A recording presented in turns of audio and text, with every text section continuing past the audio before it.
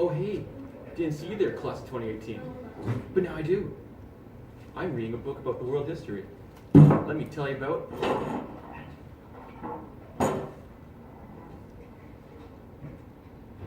Korea.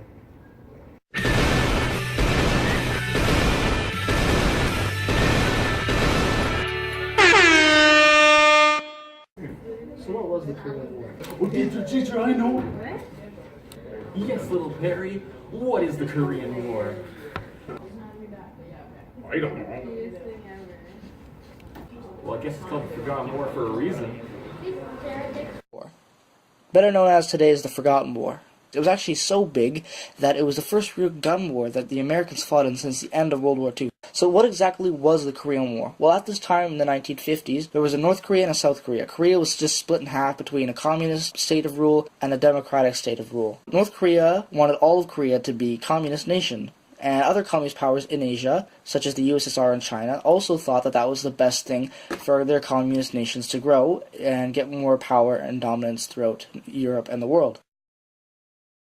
What did North Korea decide to do? Well, Kim Il-sung decided that invading South Korea was the best option, and he did that. He invaded South Korea. Now, President Truman was the President of the United States during this time in the 1950s, and he went to the UK to get authorization to go fight them and help the South Koreans. Now, Truman always insisted that the Korean War wasn't actually a war, and it was more of a UN police action led by the USA troops. So what did they do when they got to North Korea?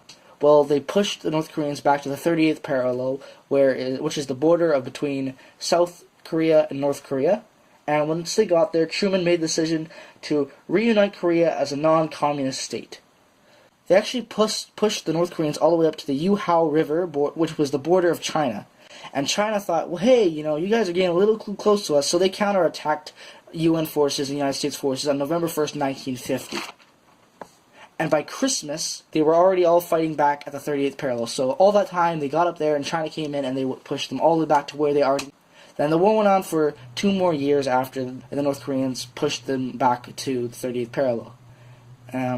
So during that time, the United States actually dropped more bombs on Korea than they did in the entire Pacific campaign in World War II. And this war was very expensive. Not only was it expensive cost-wise for all the countries that participated in it, but it cost a lot in lives.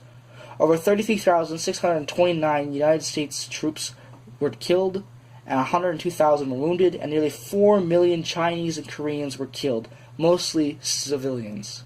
So overall, this war was very important because not only was it their first time really fighting in Asia, it's the first time the United States actually directly fought a communist nation. And I know I'm not talking about Korea, I'm talking about, at this time, China, because in 1949 became a communist nation.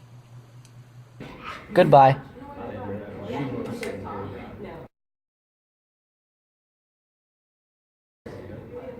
Well, I guess it's called the Korean War for a reason. You just said Korean War for a reason.